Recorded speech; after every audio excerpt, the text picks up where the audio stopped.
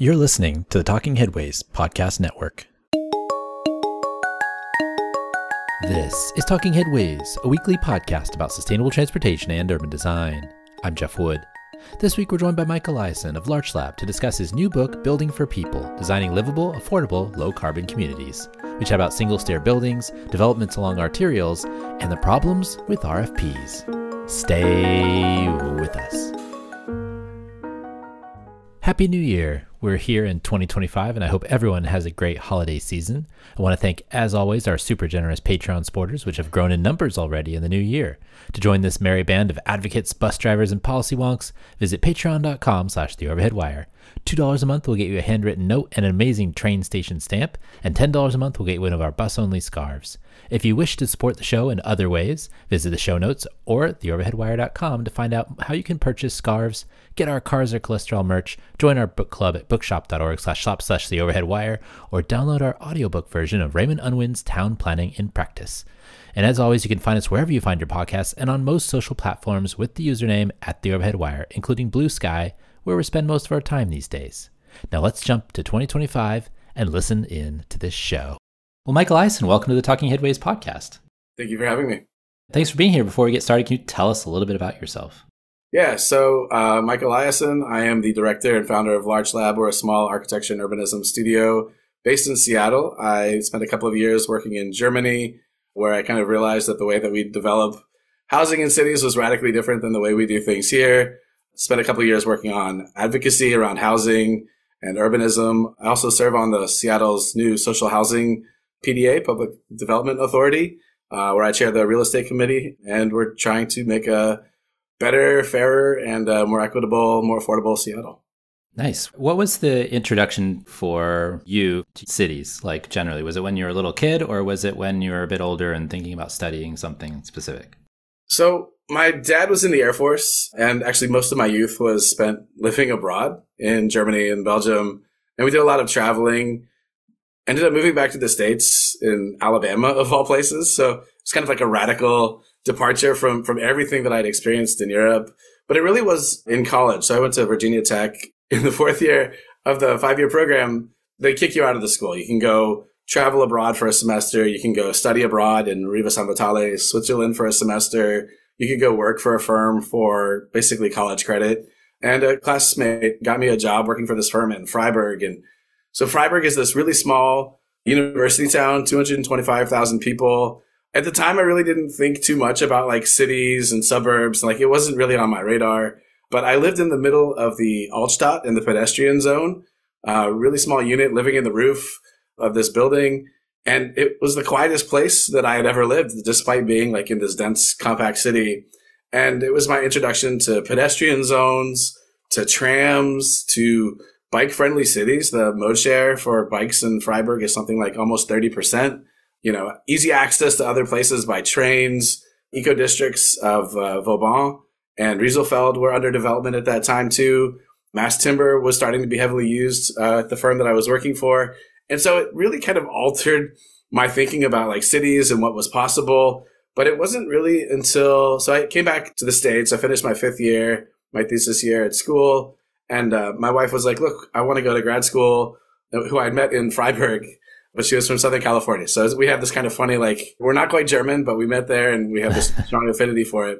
And she was like, look, I'd like to go to grad school. The options are Denver, Seattle, or San Diego. And of those three, like Seattle felt like the most European of the three. And there's a strong, relationship with ecology and nature here that I felt was kind of similar to what I'd experienced in working in Germany. And so we moved here and I worked professionally for a bunch of different firms, but it wasn't until the housing crisis was kind of in like full bore crisis mode here in Seattle that I realized like the way that we were developing anything, townhomes all the way up to large apartment buildings, was just such a radical departure. And over time, just started kind of tweeting about it and writing about it and just doing more research. And then that's kind of how I ended up here. What about the journey made you want to write the book then? So there were a couple of people along the way who were adamant that the things that I was writing about and advocating for were really difficult conceptually for a lot of people to realize or to understand.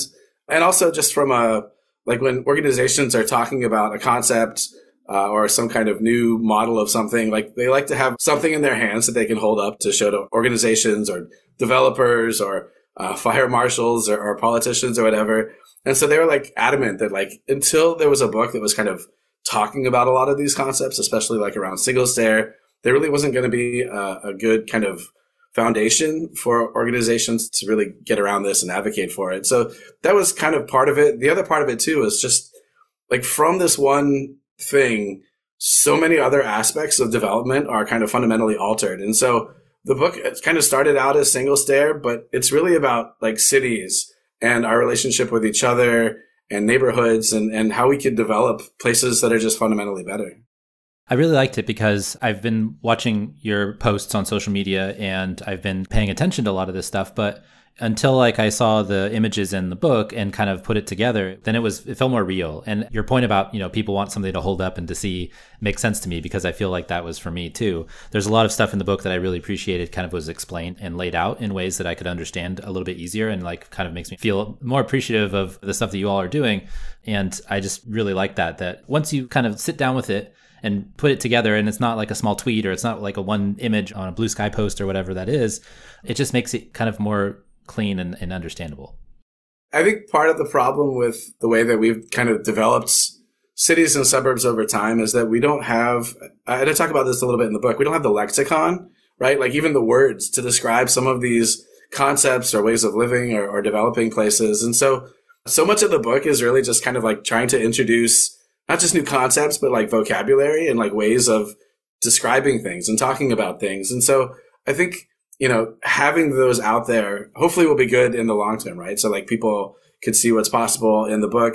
A parallel for me is like in the passive house community, until there were tangible passive house buildings that people could go to, not a lot of people really understood what the benefits were, right? But then like the minute there was one that was completed and you can go inside and like the air quality was just far superior to anything you had ever experienced. And it was quieter because of the way it's built, despite being in like a dense urban environment or something. Like until that there was that tangible thing that you could really experience, it made it difficult to move forward. And now like passive houses, in places like Massachusetts and New York City, it's going at a much higher clip than it is here in the Pacific Northwest. But now that it's out there, like people can experience it, they can talk about it. And I'm not going to find someone who's going to be like, look, Mike, let's develop an eco district in the US, at least not right now. It would be great. But having like at least a book as something that people could say, look, okay, this is different. And this is why it is different. I think opening up those potentials, those possibilities was really important. I appreciate that. I just renovated my basement, and Mark Hogan and Mary and Open Scope Studio were the folks that helped me with that. But reading your book, I was like, oh yeah, that's why we did that thing. Or, oh yeah, that's why I put my ERV in the bathroom. Like there's reasons for that. And I wanted those things and I asked for those things, but understanding how it works and like why, you've put together those features makes a lot of sense. And then understanding Passive House in the book as well was really, really helpful for me. And actually made me have a little more questions like, oh, like why didn't I do this? Or even like recently I got a sensor that showed me the particulates in the house and the radon measures and stuff like that. And I was like, oh, well, why didn't I do this for the radon? And so all the education we can get is out there, but it's hard to kind of, these are big projects. Like there's a lot to consider too. There's lights, there's doors, there's flooring, whether that's sustainable or not, there's all these things. And so it can get really complicated. And so you made it less complicated. I think that's a great point. And then, for me, another part of it too is just like, we don't really talk about buildings and like development, like at a larger scale very well in the US, right? Like, so, when we're talking about neighborhoods, it's usually like kind of parcel by parcel, maybe like block by block at the best, but like having some way of like synthesizing these things. And it wasn't until I was writing the book and talking about this that it really became apparent to me as well. Like planners and architects don't necessarily speak the same language, and planners can go out and plan something, but they don't really know the building code that well. And so like their assumptions may not necessarily be realistic. And so like having some mechanism that starts to synthesize these things, these concepts, I think was really kind of beneficial as well. Yeah. So when did the point access block or single stair, when did that hit you over the head? So I talk about this a little bit in the book. I had kind of been writing about it and tweeting about it for a couple of years on and off, mostly with Stephen Smith, and just like kind of noticing that small and medium-sized buildings in Europe were just radically different. And like I had kind of known that they usually only had like one stair and a couple of units off of it, but I really didn't grasp like how fundamentally different this was versus like what we did things here. And then I worked on a couple of multifamily buildings in the early schematic design phase here in Seattle. And it was just massive building, double loaded corridor, studios everywhere. Maybe at the corners, you get like a 1-bedroom or a 2-bedroom. And it was just like, oh my God, is this the way like housing in the US is going to be going forward? It's really not that great. And we moved to Bayern in 2019. The firm I was working for, ALN, had just won a competition for, I can't remember if it's either an 11 or 12-story building. And they had the boards up, and it was right next to my desk. And I'm like looking at this building. It's got like a 30 by 40 footprint. It's really small, basically like a pencil standing on end. And I'm like, Marcus, where's the other stair? Like, there's only one stair. Why isn't there a second stair? Marcus was one of the principals. And he's like, what are you talking about? Like, if there was a second stair here, there'd be no room for anything else. This project would be economically infeasible and it would never happen. And that was like really like the moment where I was just like, oh my God, this is radically different. And then from there, just kind of like every other project I looked at, like France, Denmark, Germany, Switzerland, Austria, Spain, right? Like all of it kind of fundamentally is, for the most part, unless it's like a hotel or senior housing or student housing, are these more compact buildings, these point access blocks, these single stair buildings with a handful of units around each stair core that just kind of, it's either a standalone building or it's connected with several others to make a much larger development. Better ventilation and light, better floor plans, especially for families in 3 bedrooms and 4 bedrooms, bedrooms off the street. So what's the main reason why these are not legal in most cities in the United States? So the main one is the International Building Code, which is the model code used in the US for multifamily buildings and commercial buildings. Doesn't allow buildings that are more than 3 stories or that have more than 4 units per stair per floor to have 2 means of egress. So basically a corridor connecting all of the units that leads to 2 vertical stairs going up and down that you would use to exit the building. And so even like on a small scale, like you would see like a 4-story single stair building is really common in most of the world. It's completely illegal in the US. And there are some exceptions to this. So Vermont actually uses the NFPA, the National Fire Protection Association, NFPA 101 for their egress for Chapter 10 rather than the IBC. Well, NFPA 101 actually allows 4 stories rather than 3. So off the bat, there's already some nuance and variation between that.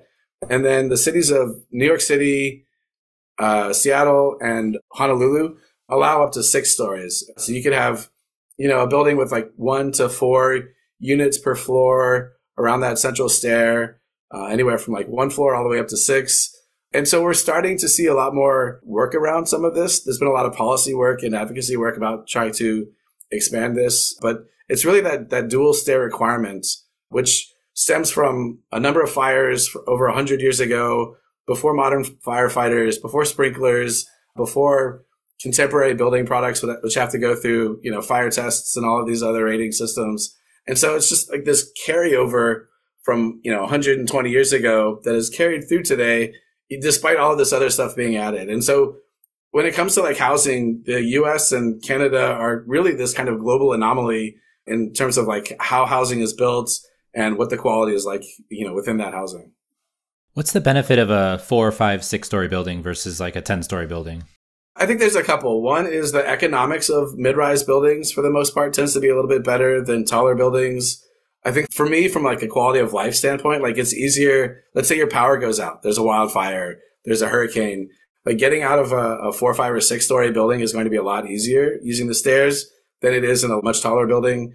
We have friends who were in New York City during, I think it was Hurricane Ida, and they lost power for several days, but they were on the 14th or the 15th floor, a couple of blocks off of Central Park, and they lasted 1 day without power, right? Just having to go up and down the stairs so many times. They were like, we're out. We can't deal with this. And so from like a resiliency standpoint, I'm not opposed to skyscrapers. I think tall buildings are fine, but I think that there's something about that mediated scale in terms of like costs, embodied carbon, quality of life. And, there's this huge aspect where people are just in the US just afraid to fight in general. Like even getting places that allow 3, 4, 5-story buildings can be a really long slog and fight. But I think like there is something about like these kind of mediated scales that, it's more intimate. You have that connection to the ground a little bit better.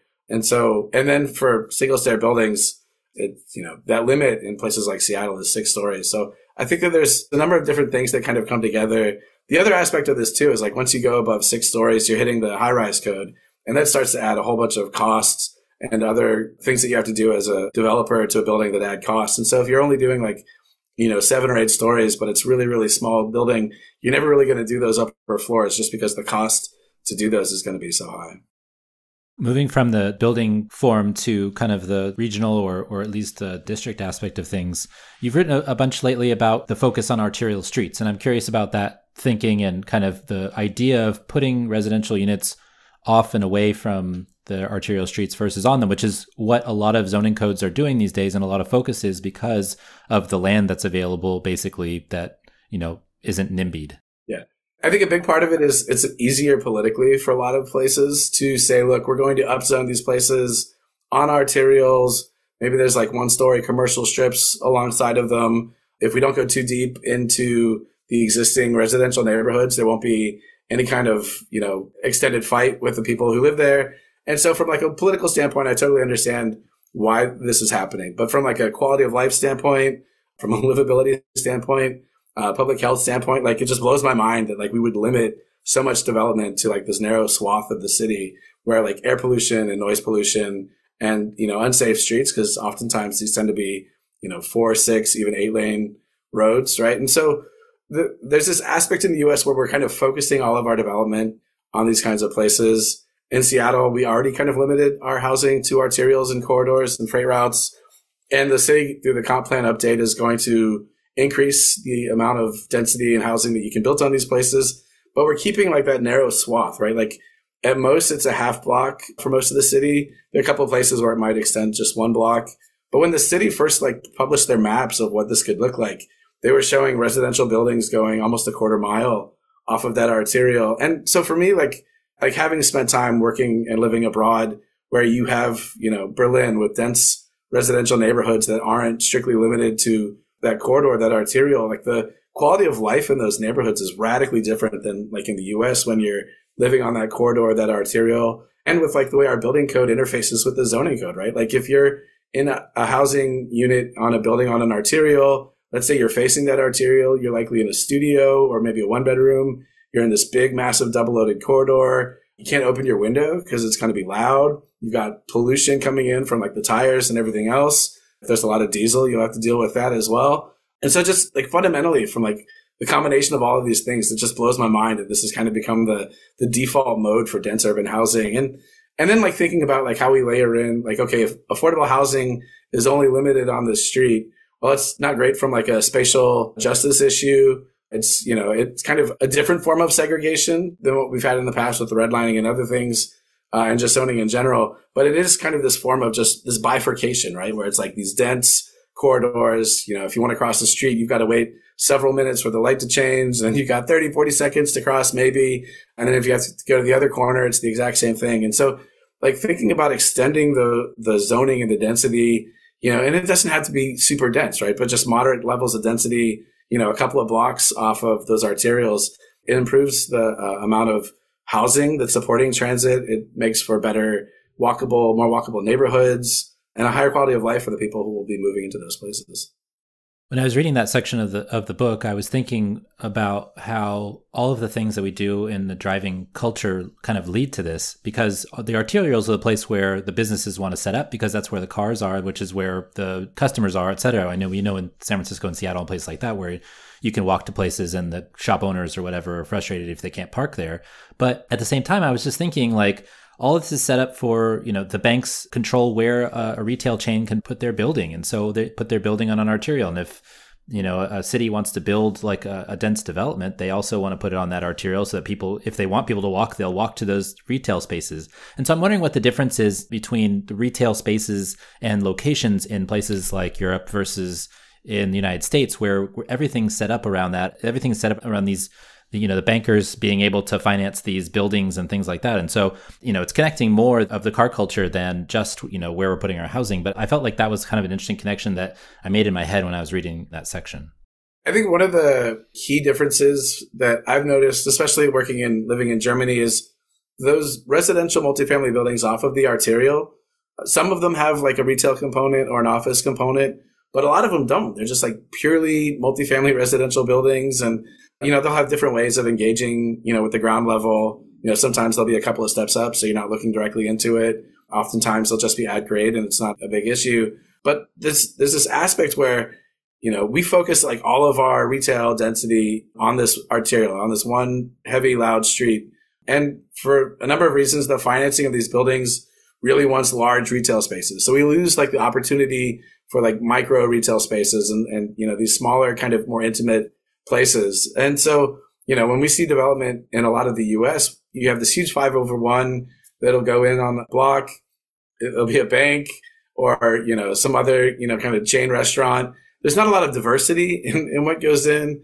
Maybe we're lucky in Seattle. I feel like some of the developers work with existing tenants in buildings that are going to be redeveloped to bring them back in as like an anchor tenant for their building, which is a really, it's not the greatest way of redeveloping a city, but it is a much better way of redeveloping the city. And we're at least keeping those businesses within the city. And so there are ways to kind of do that. But I think that there are also ways to kind of introduce, some of these aspects into like the residential neighborhood, right? Like corner stores, they used to be common, 100 years ago in a lot of our streetcar suburbs. And the grocery store that we go to is on a very minor 2-lane arterial for most of our day-to-day needs, right? And like we can walk there and there's only one street that we really have to worry about cars. So it's, mostly pleasant. And so our neighborhood is almost like Germany in that regard. There's still like way more cars and way more car priority. And none of the buildings here for the most part are over 3 stories too, right? So it's like even at that intimate scale, there's enough density in the neighborhood to support a small grocery store. We've got a couple of breweries, a ton of coffee shops, right? And so it's, I think everyone's view of density is like, oh, we just have to have these huge towers everywhere on this really small footprint. And like the reality is like if you start to spread it out more, it creates more walkable neighborhoods, more opportunities for small retail spaces in other places. I posted online the other day a really small street in the city of Freiburg. I think the right of way was maybe 45 feet. And the businesses off of that street were a restaurant, a bike repair shop. There were some home offices, an art gallery, right? And it's, like if you're going to a restaurant and it's on this quiet street and you're on the corner, it's like a pleasant place to eat outdoors, right? You're not having cars in multiple lanes kind of blast through you at, 20 to 40 miles per hour. And, so you can have a conversation. It's quiet. You're not eating exhaust with your beer or whatever, your coffee that you're having, right? And it's like, yeah, for me, it goes back to that quality of life is just so fundamentally different when we're not prioritizing the car and car access on every single street. What's wrong with a good old RFP? Oh man. So the RFP, the request for proposal is kind of the default mode for all planning in the US, especially public planning, most public planning. To me, the RFP is a process where older, more established firms who have done kind of the same thing over and over and over again, and they can say how much it's going to cost. And, they just know what they can do. And maybe they don't do it well, but like the costs are known. The RFP process doesn't really offer a lot of opportunity for innovation. So it's kind of like a dumbed down way of thinking about like planning things long term. And so you get this ecosystem where older firms, which historically in the architecture and planning community has meant, firms that are run by old white guys, have like priority on projects. And so in terms of like innovation or sustainability or opening doors for younger firms, it can be really, really difficult to win an RFP unless you're teaming up with a more established firm. And the process in Europe and China and a couple of other countries is incredibly different. So in Germany, when they do an urban planning process, instead of an RFP, what they'll do is a competition. There'll be an urban planning competition. Sometimes it's one phase. So like there's a program, this is what it needs. Firms will submit a proposal and then it'll be judged. And the winner basically usually gets the commission to do the planning for the district. Sometimes it'll be 2-phase. And I think this is becoming a lot more common because it offers the opportunity for feedback on a proposal. And so what you'll get is you'll get the community kind of saying, look, there'll be like workshops and outreach sessions before the competition even starts. The community will say, look, you're putting in all this housing. We need like a grocery store. We need a kindergarten. We would like a school. Right? So the community has an opportunity to kind of introduce like their needs, and not just the community that would live there, but the greater community. The city or entity will come up with a program. Planning and architecture firms will kind of submit their design proposals for what this program would look like. And then it kind of takes a stop there and they'll review everything. they'll get feedback from like the people who live there. They'll get feedback from professionals. They'll get feedback from climate modeling is a new one that they're trying to incorporate. Other architects and planners and politicians will all kind of say, look, we like these 4 proposals. We think these offer like the best opportunities. Here's all of our feedback. And then those 4 firms will go back and kind of redesign, reconfigure what they're planning. And then that second phase gets judged. And again, the winner of that typically gets the planning contract for that district or that development. What I find really fascinating about this process is it opens up a lot of opportunity for new ideas. And so like new ways of thinking about like, how do we live together as a society?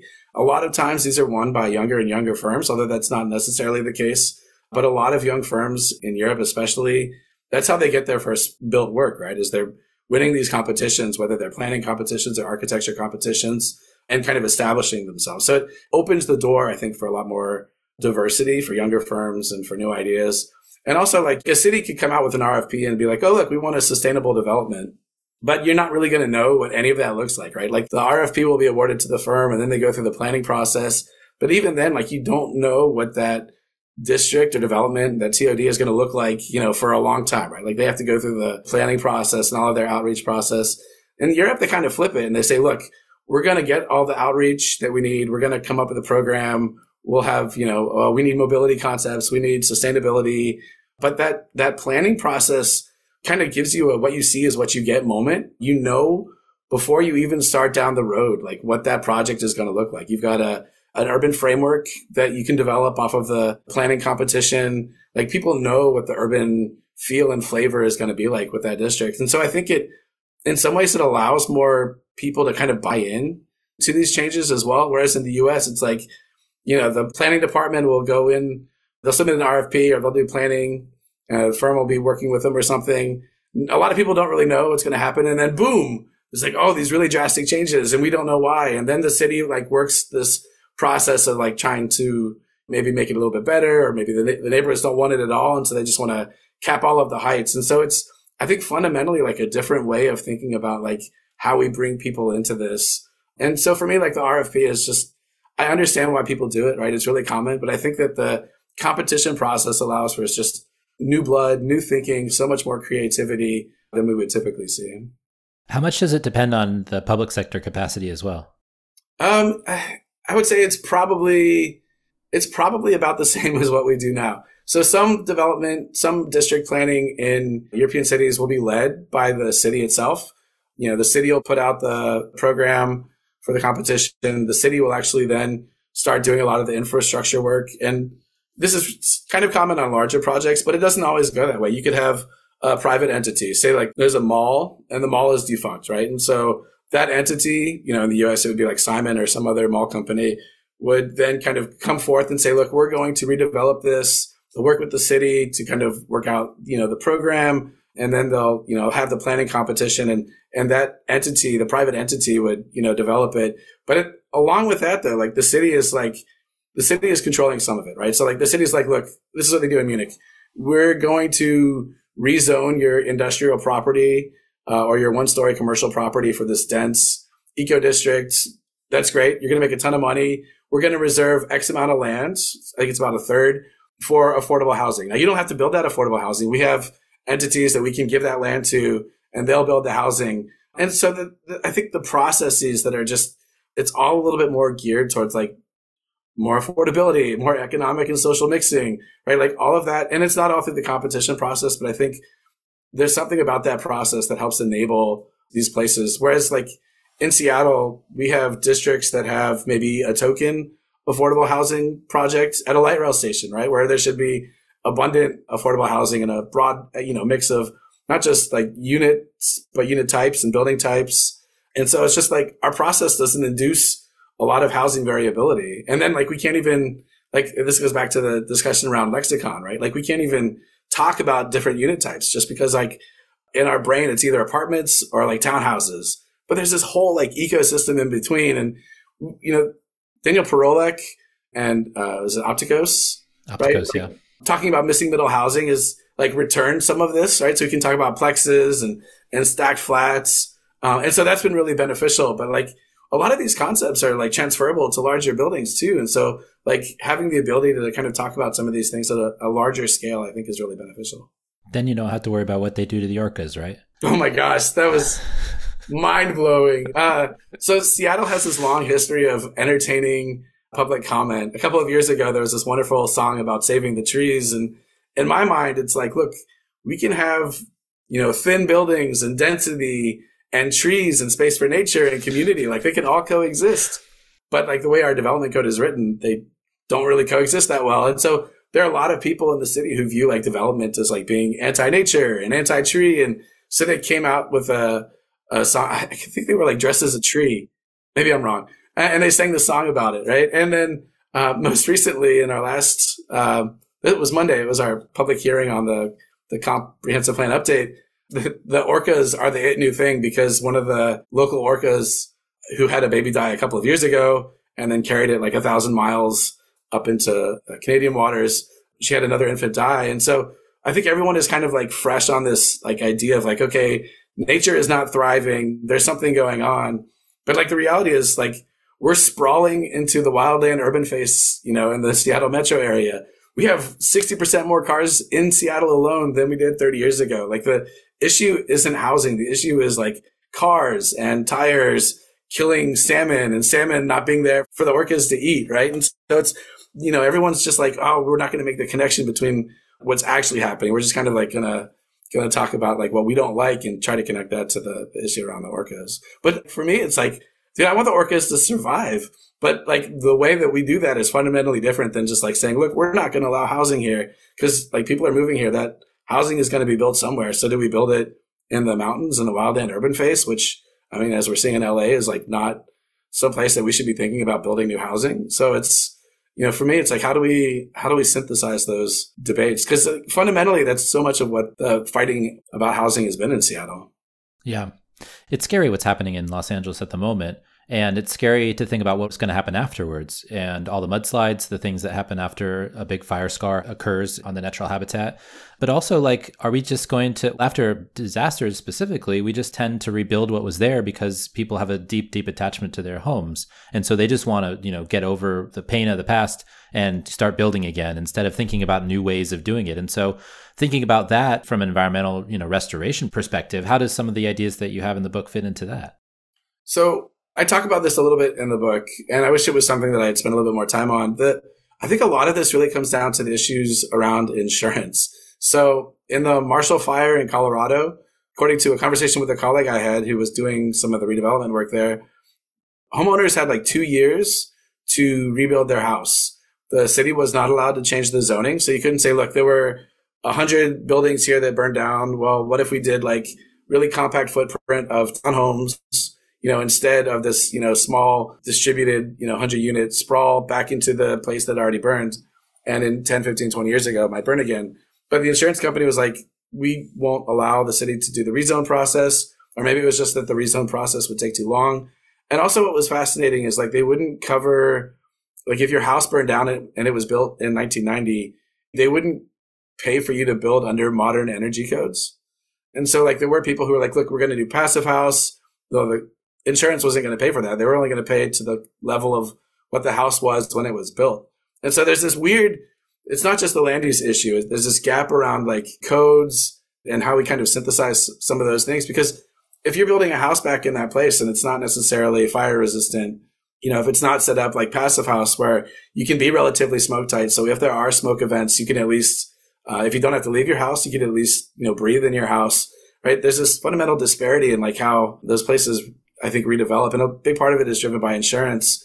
But fundamentally, like, are we going to go back in and just rebuild the Palisades? Like, we shouldn't, right? The hills, the Hollywood Hills, Eaton Canyon, those places are going to continue to dry out. They're going to burn. And so I think fundamentally we need to think about, are we having conversations about like how we redevelop places? Because those people are going to need homes, right? We can't just not build housing for people. And so how can we do it in a way that's like more protected, more community oriented? Are we taking climate adaptation into account? Are we taking smoke and fire mitigation into account?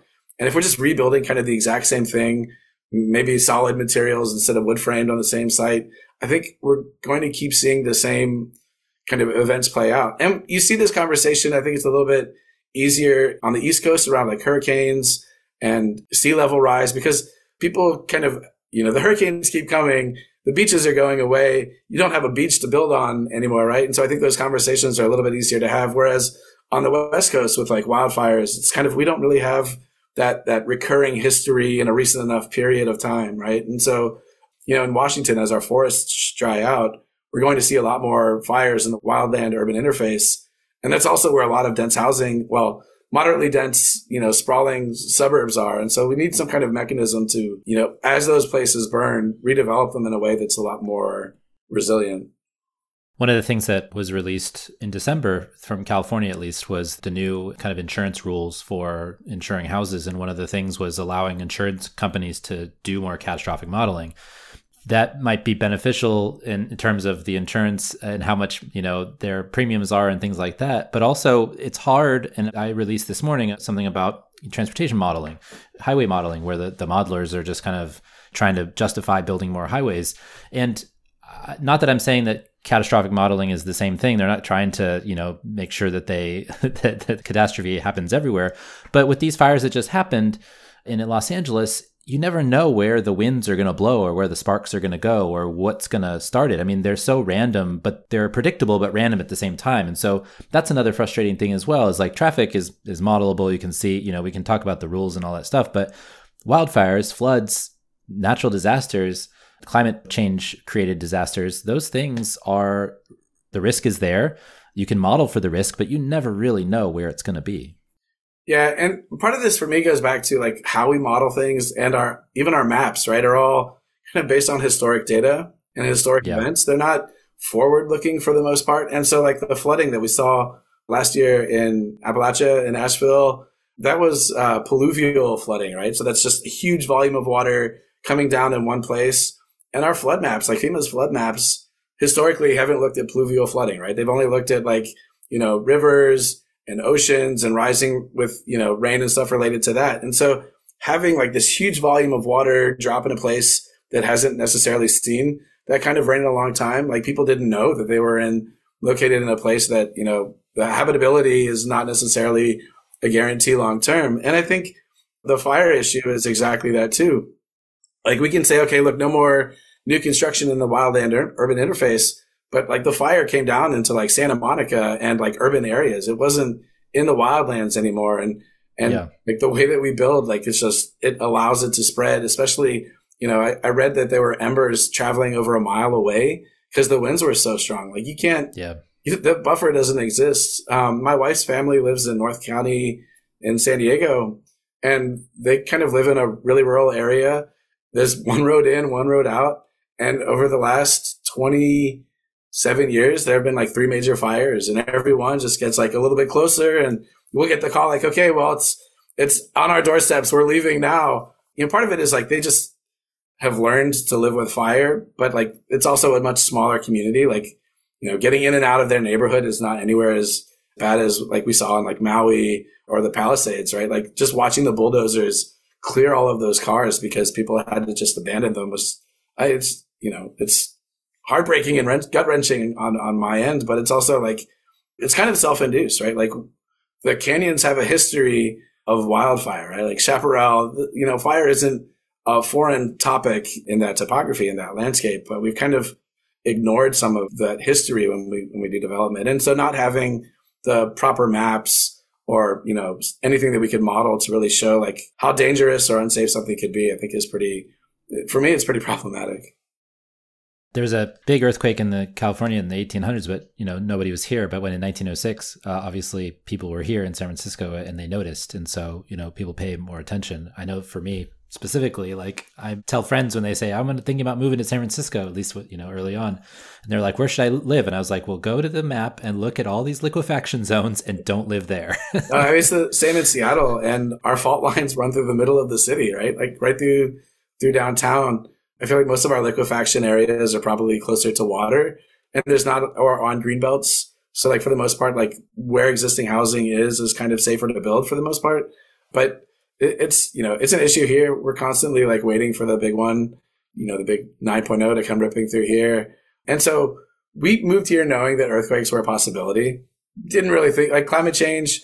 We were like, oh, sea level rise. Well, there's, we have hills in Seattle. We'll be fine. For us, it was like 6-7 years ago, the wildfire smoke season becoming an annual thing when it had never really been a thing that we had to deal with. And so now we have a Corsi Rosenthal box that we have a bunch of filters. And when the wildfire smoke gets bad, we bust it out so that we can have, clean air in our home. But it's like part of the process of like, okay, that's one more thing that we have to deal with. And then we haven't really dealt with any pluvial flooding here in the Northwest. So, knock on wood, that hopefully isn't something that we have to do here. But I think it's, it's something that we probably should start preparing for. It's happening, everywhere else that there are mountains.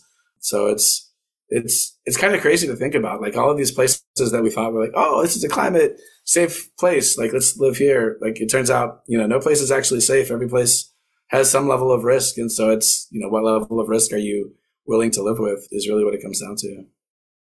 You talk a lot about, in the passive house, the ventilation, the ability for cross breezes, also for closing it all up and making sure that you're fire safe and smoke safe. One of the things you did mention that I've been thinking about a lot lately and we've tried to put on the house is window screens.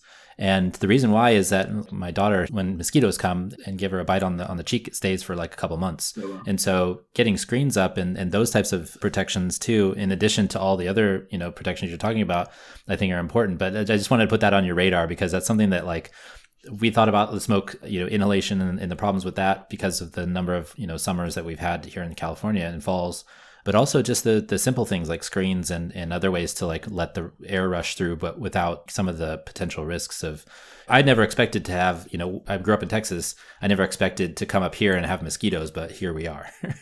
We're lucky. We don't really have a lot of bugs where we are in the city. I think it's a combination of we're on a hill. So there's like a constant breeze for the most part. And we actually have screens on, I think, all of our windows. In Germany, we didn't have any screens, right? Like insect screens are not really a thing.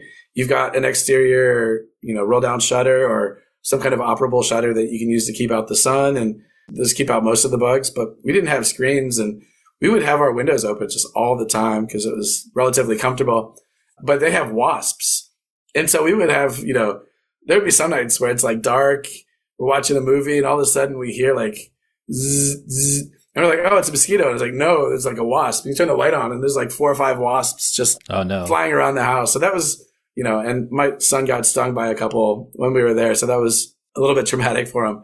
But like the insect thing here is like, it's funny. It's not something that if we go out of the city, like when we go bike camping and stuff, the mosquitoes are really, really bad. Yeah. But like in the city itself, you can hear the bugs, but like they're not like flying around and into you for the most part. Yeah, that's what I was surprised about. I was like, in San Francisco, it's foggy, it's cold, but there's mosquitoes. Or maybe they're just attracted to us. I don't know. Maybe it's just my family. I had no idea. Like mosquitoes are definitely attracted to certain people. Yeah. They don't really come after me, but my mom, my kids, they love them. They love my wife too. What's a question that you haven't been asked, or what's a topic that you haven't talked about a lot when you're talking about your book? Oh man, that's an interesting question. Financing is probably the biggest one. And I didn't spend too much time talking about financing.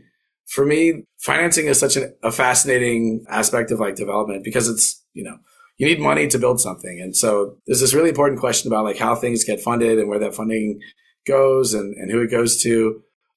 For me, like the cost of construction in the US for the quality especially seems really, really high compared to other places. So like Germany and Switzerland and France are building, affordable housing, cooperative social housing with 3-bedroom units in single stair buildings, wood windows, like really nice development, like what we would consider luxury development, but it's affordable housing.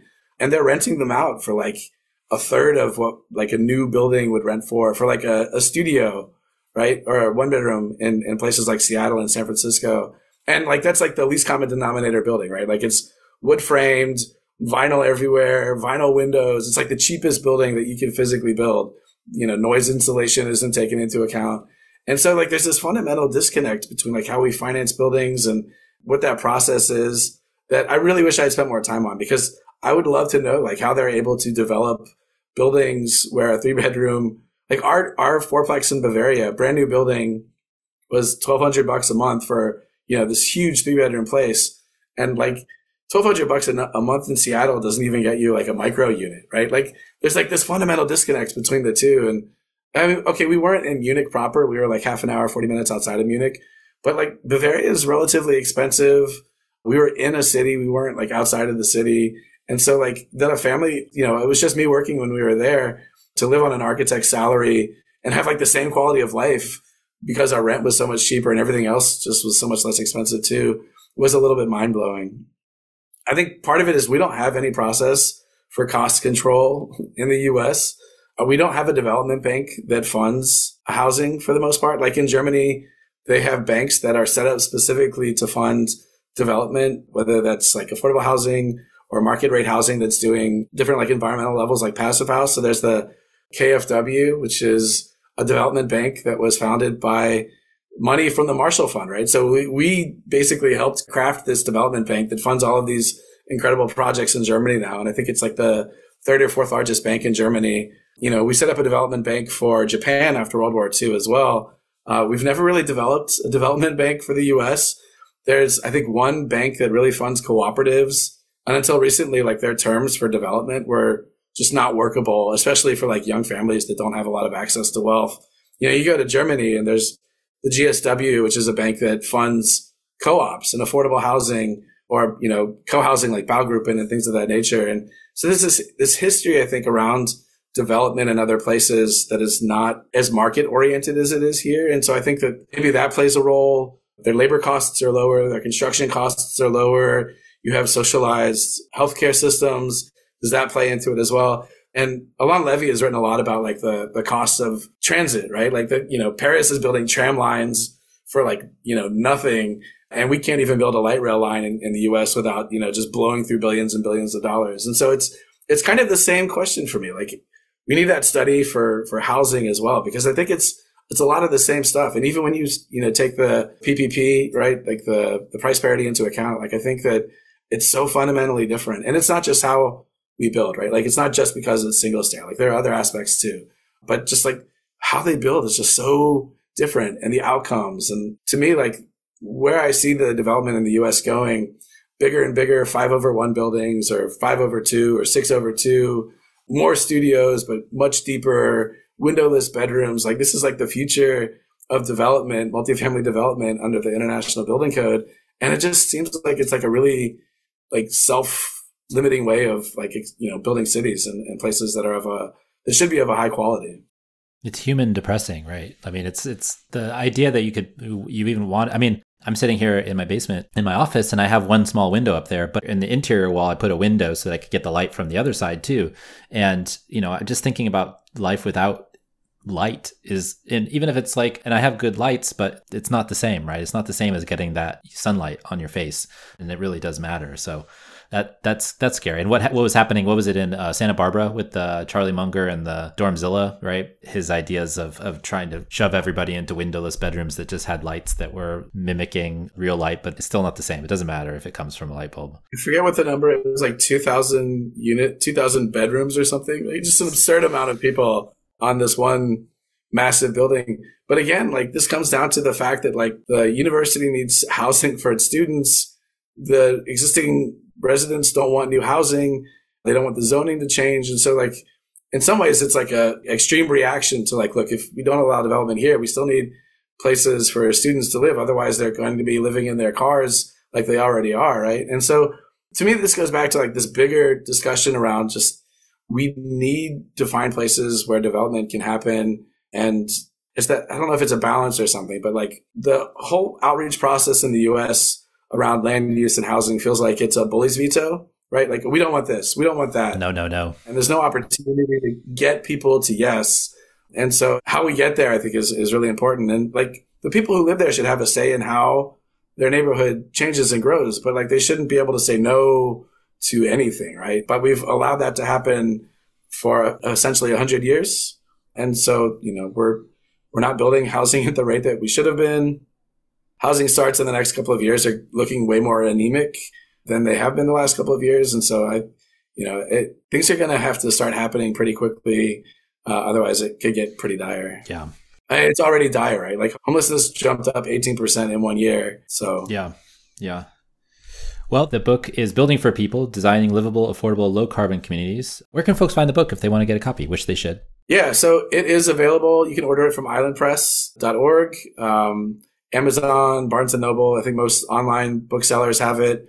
A lot of people have been going to their library and asking for it. And I saw that some of the libraries in Oregon have already received some of their copies. But I think in the next couple of months, you should be able to find it at like most major online and brick and mortar stores. Awesome. And where can folks find you if you wish to be found? I am on LinkedIn under Michael Eliason. My website is larchlab.com. I was on Twitter. I am no longer on Twitter. I am for now on Blue Sky under Holtz-Pow. Awesome. Well, Mike, thanks for joining us. We really appreciate your time. Thank you so much for having me, Jeff.